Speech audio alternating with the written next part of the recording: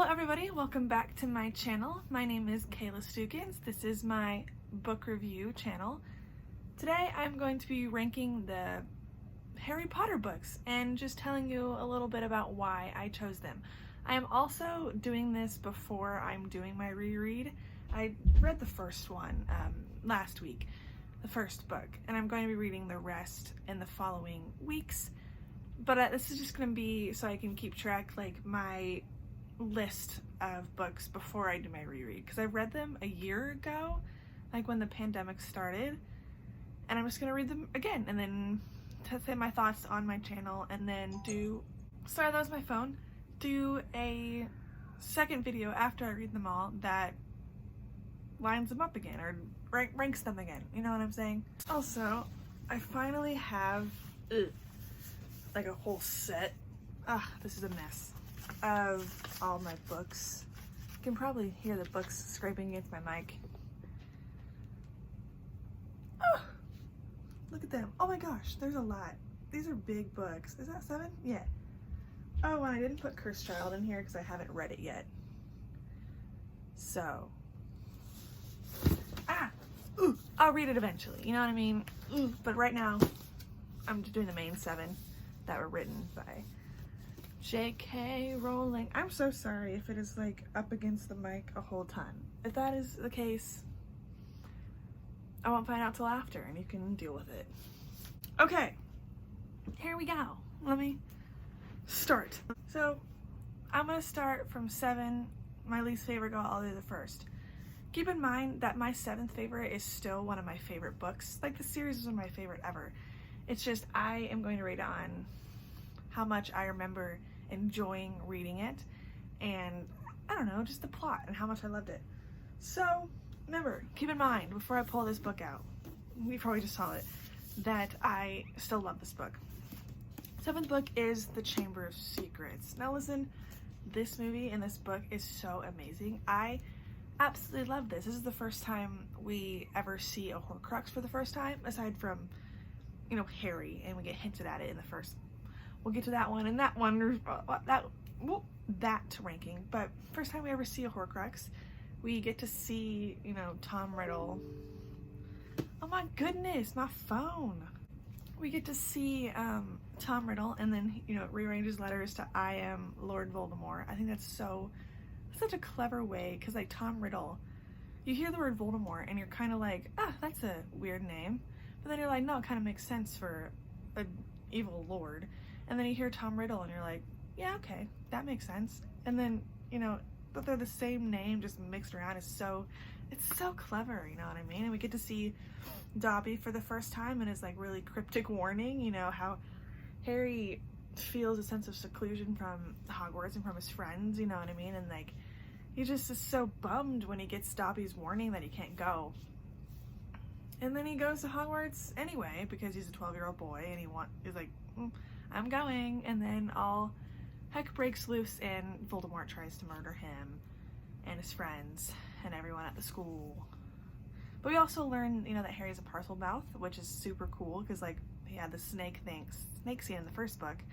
It's super clever. I don't know. I think it's because in the first book when you meet the snake, or like he talks to the snake, it's like, oh, it's a quirky little thing, everyone can do it because they have magic, and then you realize it's just him, and like it's a sign of like a bad wizard, you know, it's cool. And then Gilderoy, I can't pronounce words. Gilderoy Lockhart is super funny, and what happens to him at the end is unfortunate, but he's a funny character. And like how they try to like pin it on Hagrid, you know, like how they do pin it on Hagrid, where Hagrid can't go to school anymore because of they think the monster is him, and that he's cursing all the muggles, or the muggle-borns. It's so sad. Whatever. Thanks, Tom Riddle. But they got him eventually. You know what I mean? Ooh. Let me throw my stuff away. Okay. Now, the 6th book is, you're gonna yell at me again, The Sorcerer's Stone, the first book. Now, don't get me wrong, I love this book. It is literally like our first introduction into this world, so it's naturally gonna be amazing. But I super love like the complex plots that get on in the later books, and these ones, the first two, just don't have complex plots, which I think I love as well, because you really get to just sit in the world for a while. You get to see Harry going to classes and meeting friends and, like, you know, meeting Ron and becoming best friends immediately and kind of struggling to become friends with Hermione. And you have that scene with the troll where Harry's like, and Hermione's our friend now. You can't go through what we've gone through without becoming friends. I think that's so adorable. You know, this 11-year-old orphan boy who has never felt loved or wanted is now at the school where everyone knows his name. Like, that is so, it's a sweet, sweet story. And the misdirect about, you know, they set it up fully to be Slytherins are bad, Draco's bad, he's in Slytherin, so Snape is the bad guy. You know, Snape is the one who's against you. Snape didn't like your dad. You know, it's just all set it up to be Snape, and then it turns out to be Quirrell, and you're just like, oh. And then, like, if you reread it, you start to notice little things, like the scene where George and Fred are throwing snowballs at the back of Quirrell's turban, and you're like, ah, that's Voldemort. They're throwing snowballs at Voldemort. It's funny, and I like it. All right, number 5. Number 5 is The Deathly Hallows, book number 7. I love the cover art. It's so pretty, isn't it? Look how pretty it is. I think it's pretty. Okay, so the reason why this is ranked so low is because so much of it does take place away from Hogwarts, which is what you do for the 7th book, I guess, because Hogwarts has always been the safest place on Earth, you know, despite all of its flaws. And then, like, Dumbledore is the one person who's supposed to save you, and now you have neither, and you have to go out to the world for the first time. At 17, 17, 18, they were around that age. You have to go out into the world and, like, figure it out, you know, and you're on your own for the first time, which is scary. We get to see them, hunting down Horcruxes, and we see a lot of scenes where Harry's like, I gotta do this on my own, no one else is gonna die for me. And every single time, we see that all the way back in the first book when they're going through the trapdoor, all of his friends are like, no, Harry, we chose you, we chose your side, we believe in you, we're not just gonna die for you. If we die, we're dying for this cause, which I think is so cool. You see that in this book, both with Hermione and Ron, but also with, the Battle of the Seven Potters, and how everyone is just willing to look like Harry, the most threatened person right now, so they can get him to safety, because they know he's the one that has to save them. If he dies, or the prophecies, they have to kill each other. They're screwed, you know what I mean? And Neville killing Nagini, and how he's so close to being the chosen one, and he is like, you know what, all the strength and power that he's gotten over the years, and he finally has a good wand, and he's built so much confidence with being with the Golden Trio, and then being in Dumbledore's army, and just being a better wizard and a better person. He is finally able to stand up to Voldemort and to Bellatrix, who tortured his parents into insanity, and he's able to stand up and be like, I'm gonna kill your snake, shank. And then he wins. That's the one thing they need to do that's the last Horcrux to weaken Voldemort. And it was Neville. That's just, it reminds me of in the first book, when they have, and Dumbledore's giving them all the points, and they're tied, and they give Neville the 10 points for standing up. It's like, it's extremely brave to stand up to your enemies, but equally as brave to stand up to your friends, and he wins it, and everyone's like, yes, Neville! And that's what this felt like, and it was so adorable. We get to see Harry go back to Godric's Hollow, his house, for the first time, and, Snape's death, and the revelation about, we get to see he's the Half-Blood Prince and the one before that, and then we get to see his love for Lily, or obsession, whatever you believe. I'm not going to get into that. We get to just see his character growth, because you can't deny he didn't have a character growth, or he's not a complex character, because he is, whether you believe he's good or bad, evil, a hero, yada yada yada, or a mix in between, which is where I am. He was still a complex and interesting character, and Harry's ultimately decides to die and sacrifice himself and put his love spell on his friends, which I thought was so interesting, although I'm confused about how the technicalities of that spell work, but that's okay. But we see so many of our favorite characters die in this book, and it's so So sad. So sad. And it feels like they die like that because we're in Harry's perspective, so we just like either we see a body at the end or we barely see them die and we're just like, and it happens so like they space it out a lot in the end, but like, ugh, it's just heartbreaking. You know what I mean? Heartbreaking. All right, number 4. Also, I feel like as I go, I'm just slouching down. Ugh. Okay. Anyway, number 4 is going to be the Order of the Phoenix, and I know not a lot of people like this because, well, look, it's one of the first books that's like so large. So is Goblet of Fire, but this one is it's just big. You know, it's a big boy. Harry is suffering from a lot of PTSD in the book. You know, we see in Goblet of Fire, you know, Cedric's death and him not being able to cope with that. Because we have Harry literally just witnessed the greatest evil ever come back to life. You know, everyone says Voldemort is the biggest bad they've ever had. And they're scared to even say his name. And Harry just witnessed him come to life and kill his friend. And no one believes him. He comes back and he's like, we have to go fight him. We have to do something, anything. And no one believes him. And we see a lot of real truth in the story where there is like literally a conspiracy in the government. The government is corrupt. And there's an agenda in the media to discredit him so they don't believe him. You know what I mean? The Order of the Phoenix literally has to start up and like literally, if I can remember correctly, take matters into their own hand now, because the Ministry, they don't know who they can trust. You know, we see Umbridge come here, and we know that the Order is not, or the Ministry is not believing them, and they sent the worst person imaginable. You know, there's a reason why some people hate Umbridge more than Voldemort, is because Umbridge operated in politics, and she wasn't just clearly evil, she was just like abusive and scary, you know? We get to see the Department of Mysteries for the first time, and we get to meet Luna for the first time in the Thestrals, which I think is so smart, because Luna's such a quirky and like interesting and sweet character. You know, she gets Harry in a way no one else does.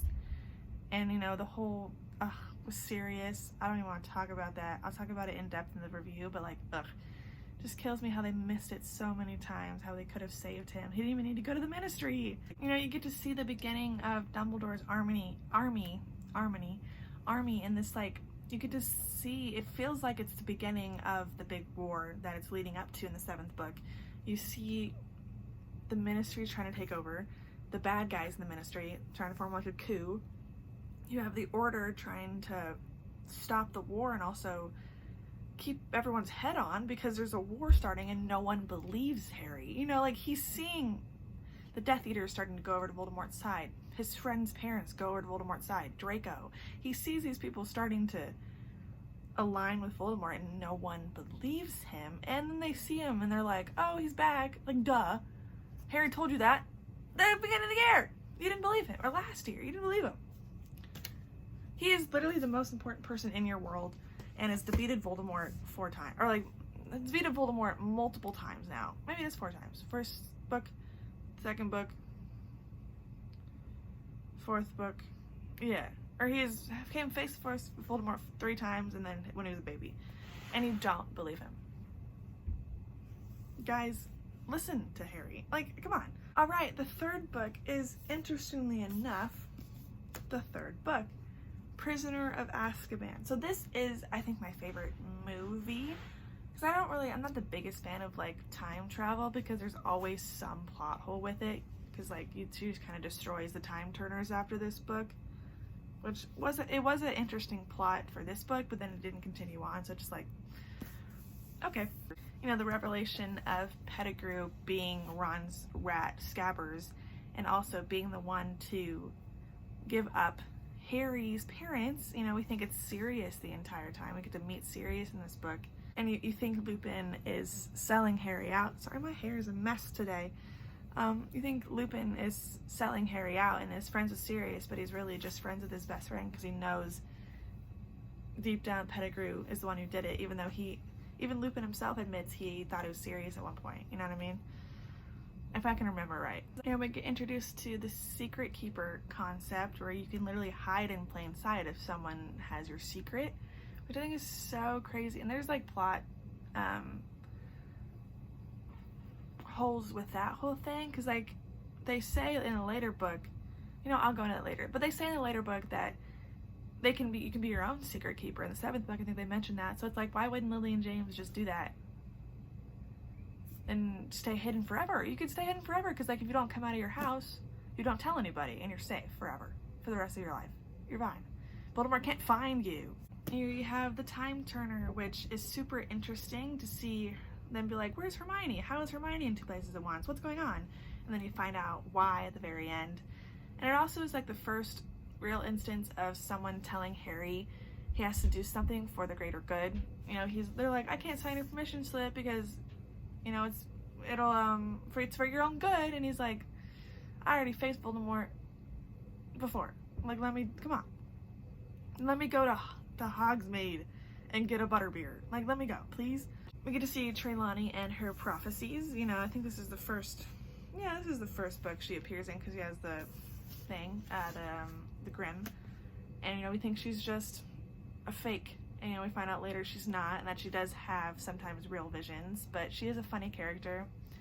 She is a funny character. As I mentioned before, we meet Sirius in this book for the first time, and I remember reading this book because I watched the movies first because I was younger when they came out, and I loved how, I kind of didn't like how the movies portrayed him as much, and I loved in the book reading it and learning that he isn't just this picture perfect guy that you think he is. Like, you know, he's a little different because of being in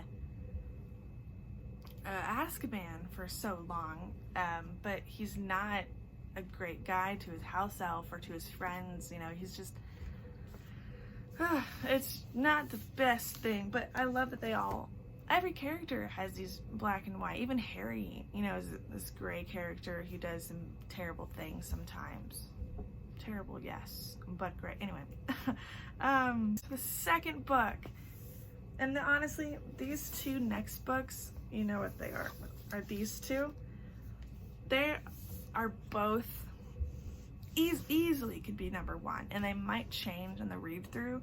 From what I can remember, though, The Half-Blood Prince is my second favorite. It was my first favorite, I think, a while ago, but I think The Goblet of Fire has always my favorite book. So let's just talk about the order of the Half-Blood Prince. We get to really learn in depth about the Horcruxes for the first time in this book, and about Slughorn, and about the similarities between Voldemort and Harry, and just how they go about life, and like they're both Parselmouths and like Horcruxes, and just we get to learn so much about that. We learn the mystery of who the Half-Blood Prince is in this book that helps Harry through potions so much, and he's actually able to make a good potion, you know what I mean? And honestly, when I watched the movies, I should have figured that out. Who is the one person? The Half-Blood Prince is so good at potions. Duh, it's Snape. Obviously, it's Snape. But I didn't. Whatever, it's fine. And, you know, Dumbledore's death in this book. Ooh, hold on, I just noticed this. A little Death Eater thing on the back of the book. I didn't look at the back. That's cool.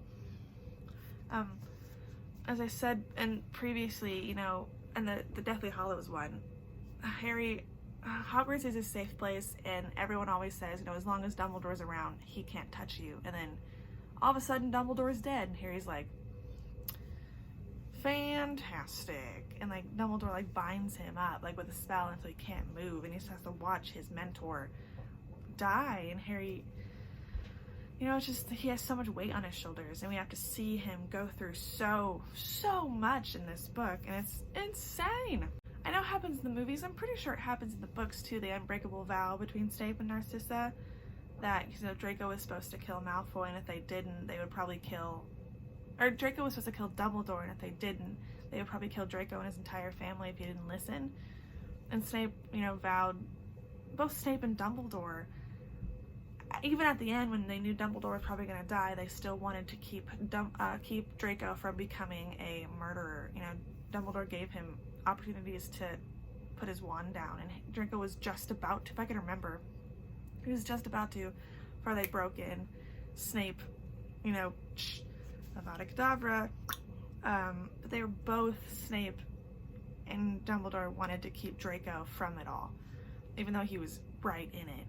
It was just so sad because, you know, and Draco didn't get his redemption, which I have mixed feelings about. I kind of wish he had one, but at the same time, I kind of understand why he didn't. Maybe I'll make a video on that about why I didn't think he should, or why did Draco deserve a rebellion, or a redemption or not is the word I was searching for. Okay, sorry I didn't talk too much about that book. If I'm honest, I'm a little fuzzy about what all happens, because like I know like the major plot points, but this book is still quite large. You know what I mean? I don't know everything that happened. Sorry if there's noises. My roof's sensitive. You can hear everything in this house. So it's fine. Okay. Number 1! I already mentioned it, so it's not big like surprise, but it is The Goblet of Fire. I love the movie as well, but I think the book, as most people do, just captures it so much better. Sorry, I'm getting my notes. You know, the Triwizard Tournament was very intriguing to me. You just get to see all the different schools. You get to meet the different, you know, you learn that Hogwarts isn't the only school, and you get to meet them. And, you know, you get to see the Quidditch World Cup and the Triwizard Tournament, you know, 2 long-standing traditions in the wizarding world, the magic world. And you get to really explore them, and you get to meet celebrities in this world. You know, there are celebrities, you know, like Crumb, and you get Rita Skeeter, you know, who's like this, like, corrupt journalist, you know, who's a secret anime guy. It's just so Animagus, whatever. Person who can turn into a bug, to a beetle. You know, it was cool seeing what happens outside of the world of Hogwarts, or like outside of a regular school day, even though we never really get to see that because Harry has to like fight Voldemort. I would love to see a book of kids just going through Hogwarts normally. Like, it might be boring, but I don't think so. Like, just to explore the castle, I would love that.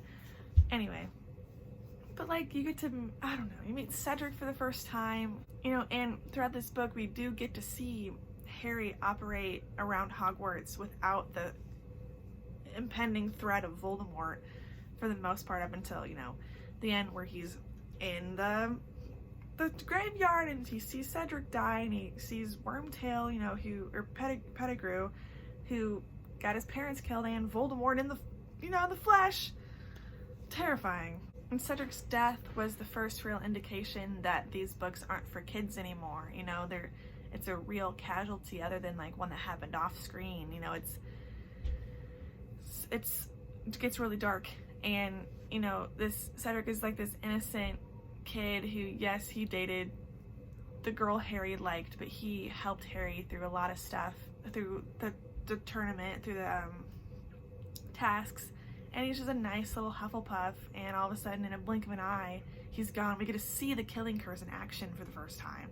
How brutal and how quick it is. He didn't have time to react. He was just, I think in the book, in the movie he just is dead, but in the book I think he's like, like has it, like, you know, he says something, or like stand down or something. You know, we know that Voldemort poses a significant threat now, because before this it was just like, oh, he's a scary wizard, but Harry can solve it and everyone's gonna be okay, you know. But now Voldemort is in the flesh. He can touch Harry, you know, the spell, the love spell doesn't work anymore for the most part. He can get right up in Harry's face. He has the blood of Harry, you know what I mean? And he is just scary. Harry's scary. Harry, it's getting scary. You know that song, Harry Potter 99 Seconds? Is that by Paint, I think, or something like that? P-A-I-N-T, Paint? Whatever. Anyhow. And you know, the buildup of not even meeting in the flesh your main villain until book 4, because in the first one, we see him latching onto Quirrell, not in the flesh. In the second book, we see a memory of him, you know, the Horcrux. The book, we see Tom Riddle. In the third book, we don't even see we don't even see Voldemort. We just see, we learn about the concept of like Death Eaters and the people that follow him. You know, we get to see that it's not just Voldemort. It's these people that are with him, that are united behind him, even when he's dead or gone. And then in the fourth book, we really get to see the Death Eaters rise at the Quidditch World Cup, and then the end of the book, boom, he's back. And you know how scary he is. It's not just like they're telling you, this guy's scary, and then you meet him for the first time in the first book. You get to see why he gives so much fear to the people around him. They're afraid to even say his name. He's just so scary, and you really get to see the build up from book to book until the fourth book where he's back, which is terrifying. So yeah, that was my favorite.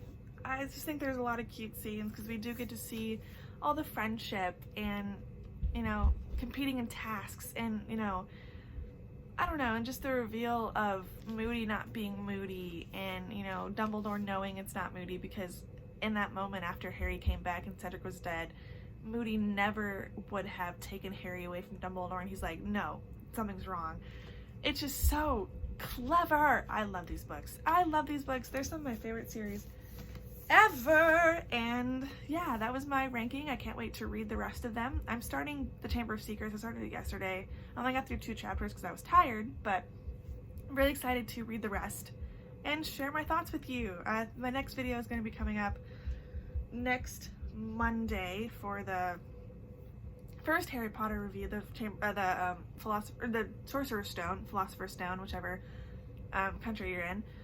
And then the week after that, I'll just go every Monday. This video is going to be going up on a Monday. Every Monday at 2 p.m. I will post a new video, which is normally what I do.